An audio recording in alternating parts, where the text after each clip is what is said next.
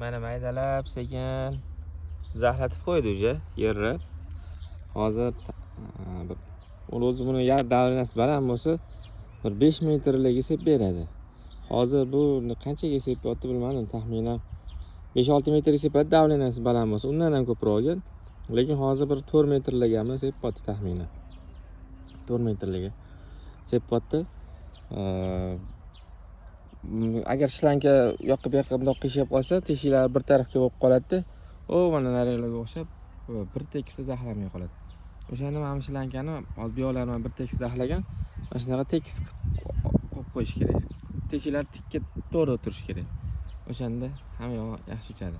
Agarda bir xil joylariga sal zax kamroq bo'lib qoladigan bo'lsa, davlenani past baland qilsanglar, o'zi suv anaqasi o'ynab bir tekisda shim oladi shunaqa. Bu ham eski shlanka bo'lganda, ancha ishlatilganmiz. Bir xil teshiklarga qumlar ham tiqilib qolibdi.